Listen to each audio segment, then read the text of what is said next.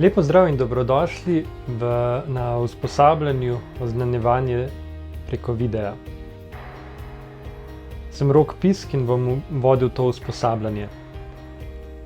Kot prvo naj povem, da sem zelo vesel, da ste se v takem številu odzvali na to povabilo, na to usposabljanje. Več kot 90 se vas je že prijavilo na to usposabljanje v tem trenutku, ko snemam. In res sem vesel, da se tudi v Sloveniji začenja prebujati med nami zavest, da smo odgovorni vsi, da tudi na splet prinašamo Kristusa, tudi skozi video. Danes s tem videom začenjamo prvi sklop našega usposabljanja, ki bo govoril o predpripravi. Torej, v tem sklopu še ne bomo snemali, ne bomo montirali, ne bomo niti delali scenarijev, ampak se bomo vprašali tiste temeljne stvari, zakaj sploh uporabljati video, kaj sploh želimo sporočiti, kaj bi radi dosegli s tem, da se zdaj lotevamo videa. Že v sami prijavnici vas je večina označilo, da kakšnih posebnih izkušenj z videom zaenkrat nimate. Ne z ene, ne z druge strani kamere. Nič hudega. Zato smo tukaj. To usposabljanje tudi ni namenjeno, da bomo delali izdelke, kot jih dela, ne vem, David Sipoš. Ne, tukaj bomo se poskusili res s tistimi z minimalno opremo, ki jo imate, z minimalnim vložkom in časa in opreme, narediti kar največ. Za tiste, ki se snemanja lotevate prvič, je verjetno v vas prisoten nek strah, zaradi nepoznavanja, zaradi vsega, ker je to pač nekaj povsem novega. To je čisto normalna stvar. Tudi sam sem se s tem soočal, tudi sam imam še zdaj probleme, ko se takole sam sebe snemam in mi je tale spletni tečaj kar en velik izziv. Ampak tudi s tem ni nič narobe. Strah pred novim, pred nepoznanim je ena najbolj običajnih stvari. Sam se spomnim, ko sem se vpisoval na teološko fakulteto in sem gledal predmetnik in sem med tistimi predmeti, psihologijami, eksegezami, zgodovinami in podobno, videl zapisan predmet ontologija. In meni je že takrat, se spomnim, pa to je bilo, preden sem se sploh vpisal, me je zagrabil en strah, pa kako bom jaz ontologijo naredil, če niti ne vem, kaj sploh beseda ontologija pomeni. Za psihologijo sem vedel, za eksegezo sem nekako vedel, kaj je, in za druge predmete tudi, ampak ontologija. Ko je pa prišel drugi letnik, ko smo imeli ta predavanja pri profesorju Klunu, so pa stvari kar naenkrat postale jasne, tudi izpit je brez problemov šel mimo. Zakaj? Zaradi tega, ker sem šel korak za korakom. In tudi na tem usposabljanju marsikakšna stvar mogoče zdajle izgleda še tako oddaljena, nepredstavljiva, pa bomo korak za korakom, ko bomo vstopali v ta svet videa, videli, da v bistvu sploh ni tak bav. Najbrž se vsak, ko se prvič loti snemanja, sploh če se snema samega sebe, se sooči z tem problemom. Kako videti, kako slišati samega sebe.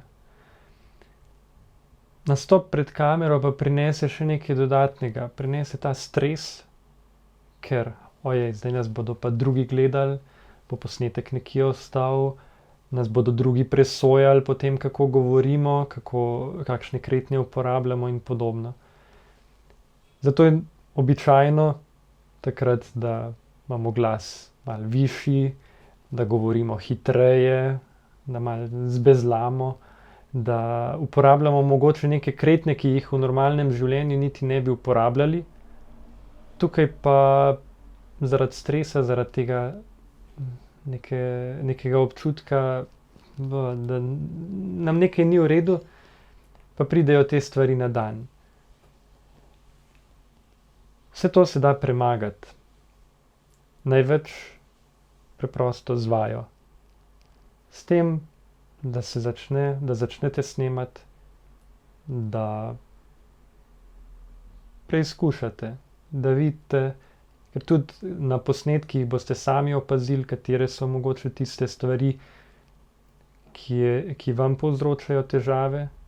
Je to mogoče drža rok, je to mogoče intonacija glasu, ali pa mogoče hitrost, ali pa neka drža, karkoli. In ko boste te stvari spoznali, jih boste tudi dosti lažje potem odpravili.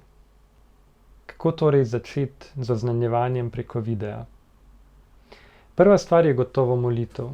Nekaj o tem sem pisal tudi že na blogu projekta Emaus. Povezava je tudi spodaj pod videom, jo lahko najdete. Zelo blizu mi je ena misel, ki jo je sveti Bernard zapisal v svoji razlagi Visoke pesmi. Ko govori o ljudeh, da so eni ljudje kot kanal, kot žleb, drugi pa kot posoda. Kaj je razlika? Pravi, da žleb je tisti, ki takoj, ko nekaj dobi, da naprej. Posoda je pa tisti človek, ki pusti, da se najprej sam napolni in potem v bistvu iz tega polnega srca daje naprej, brez škode zase, daje drugim. In Bernard spodbuja, naj bomo bolj podobni posodam kot žlebovom. Pravi pa, da je ena zelo velika skušnjava v cerkvi v njegovem času, pa mislim, da smo ji podvrženi tudi mi vsi danes, ta, da bi bili tako ljubeznivi, tako radodarni, da bi bili še hujši kot žleb, ker žleb vsaj najprej prejme in takoj da naprej, mi bi pa kar dajali, ne da bi sploh pustili, da se sami napolnimo. Ne da bi pustili, da Bog nas napolne, da bomo imeli kaj naprej sploh dati. Zato prva stvar, molitev. Tudi Jezus je obljubil Svetega Duha, če ga bomo prosili, da nam bo tudi on dal prave besede v pravem času. Zato naj res vsaka stvar, ki jo boste delali v oznanjevanju, bo sad molitve. Ne samo sledenje nekim veroučnim programom ali karkoli, ne bo res iz srca, iz molitve, skozi molitev predelana vsebina, ki jo želite oznaniti. Končno pa je dobro tudi obuditi zavest, da vse to, kar delamo, ne delamo zase. Ne delamo za promocijo samega sebe, ne delamo za neke minljive stvari, ampak da se res potrudimo in delamo te stvari za Boga. Da delamo stvari dobro, da se potrudimo po svojih najboljših močeh, da bojo tudi naši izdelki kvalitetni, da bojo dobri, da bojo nagovarjali ljudi, da bojo tudi v ljudeh, da bojo ljudi vabili res k temu osebnemu odnosu do Boga. Druga stvar, začnite počasi. Ta počasnost sicer ni ena stvar, ki bi bila zelo priljubljena na spletu, je pa zelo dobra v našem primeru.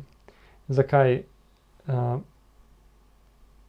Na spletu se radi zaženemo. Bi takoj vse, bi takoj, ko nekaj naredimo, bi takoj, da vsi ljudje vidijo, da vse tako. Dajmo počasi.